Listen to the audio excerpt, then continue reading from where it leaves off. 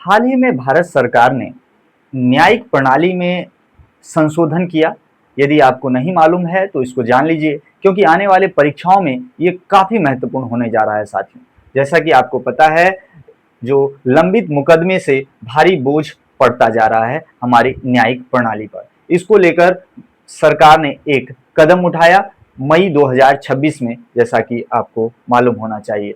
न्यायाधीशों की संख्या जो है इसमें वृद्धि कर दी गई। जो कभी 34 हुआ करती थी, अब बढ़ के साथियों 38 हो गई है। ये किस प्रकार से किया गया उसको हम सभी यहाँ देखेंगे। आपको मालूम होना चाहिए 5 मई 2026 को प्रधानमंत्री की अध्यक्षता में केंद्रीय मंत्रिमंडल ने, किसने? केंद्रीय मंत्रिमंडल ने उच्चतम न्यायालय में न्यायाधीशों की जो संख्या है उससे संबंधित संशोधन विधेयक 2026 को मंजूरी दी, जिसके तहत सर्वोच्च न्यायालय की स्वीकृत संख्या जो कभी 34 हुआ करती थी उससे बढ़कर 38 हो गई। यानी यहाँ पर आप देखेंगे एक चीफ जस्टिस ऑफ इंडिया और बाकी जो है यहाँ पर जजेज आपको दिख पा रहे होंगे, ये यहाँ पर रहेंगे। इस प्रस्ताव को मंजूरी दे दी गई। उसके बाद आगे क्या होता है, क्योंकि उस समय संसद का सत्र नहीं चल रहा था, याद रखेंगे संसद का यदि सत्र नहीं चल रहा हो तब भी इस प्रकार के जो कानून है वो बनाने का पूरा प्रावधान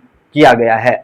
इसके लिए हमारे राष्ट्रपति को एक स्पेशल जो है पावर दिया गया है। राष्ट्रपति जो है अध्यादेश जारी कर सकते हैं। इसी तरीके से राष्ट्रपति द्रौपदी मुर्मू ने अपना स्पेशल पावर को यूज करते हुए राष्ट्रपति द्रौपदी मुर्मू ने इसके तहत जो है संख्या को बढ़ाने को लेकर जो प्रस्ताव था उसको आगे बढ़ाया, ठीक है, जो अभी 38 हो गया। तो याद रखेंगे यह अध्यादेश उच्चतम न्यायालय न्यायाधीशों की जो संख्या है अधिनियम 1956 की धारा 2 में संशोधन का प्रावधान करता है।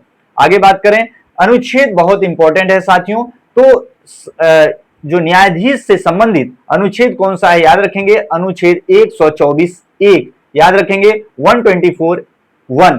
यह अनुच्छेद प्रावधान करता है कि भारत का एक उच्चतम न्यायालय होगा, याद रखेंगे उच्चतम न्यायालय, जिसमें एक मुख्य न्यायाधीश और 7 यानी 1+7 का प्रावधान ये उसी वक्त कर दिया गया था, जब तक कि संसद कानून द्वारा इससे अधिक संख्या निर्धारित ना करे। यानी संसद अपने कानून का प्रयोग करते हुए जो अभी हाल फिलहाल में किया गया वो इसकी संख्या में तब्दीलियां कर सकता है। न्यायालय की संख्या बढ़ाने का अधिकार अधिकतम संसद के ही पास है, ना कि ये न्यायाधीशों के पास है, न्यायालय के पास नहीं है। उच्च न्यायालय की तरह यहाँ राष्ट्रपति केवल कार्यकारी आदेश से संख्या नहीं बढ़ा सकते, जबकि सरकार जो है यहाँ पर आपको नजर आ रहा होगा सरकार अपने शक्तियों का प्रयोग करता है।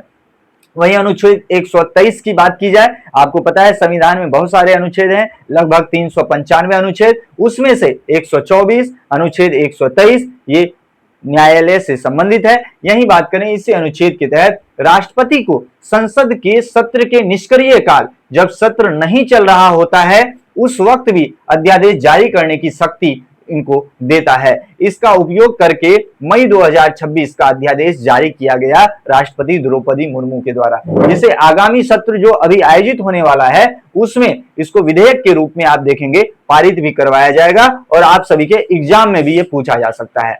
अब बात करते हैं वित्तीय भार की। नए न्यायाधीशों, उनके सहायक कर्मचारियों और अन्य सुविधाओं के वेतन एवं भत्तों का जो वहन है ये कंसोलिडेटेड फंड ऑफ इंडिया से वहन किया जाता है। इसको हम सभी को याद रखना है। वहीं बात करें अनुच्छेद 125 का, तो भारत के अनुच्छेद, संविधान के अनुच्छेद 125 में न्यायाधीशों के वेतन से संबंधित प्रावधान किए गए हैं। याद रखेंगे अनुच्छेद 125 में वेतन से संबंधित प्रावधान किए गए हैं। आगे देखते हैं, राष्ट्रपति द्वारा अध्यादेश जारी होने के बाद सर्वोच्च न्यायालय के कोलोजियम आपको पता होना चाहिए, यही जो है रिक्तियों के लिए नियुक्ति करता है। याद रखेंगे नियुक्ति की जो प्रक्रिया है, ठीक है, तो जितनी भी नियुक्तियां होगी वो कोलोजियम माध्यम से की जाती है। एनजेएसी आपको पता है, इसको ये हमारे न्यायाधीश ने क्या कर दिया था, क्वैश कर दिया था एनजेएसी। ये यदि आपने नहीं पढ़ा है तो इसको भी हम एक वीडियो में आपको बता देंगे।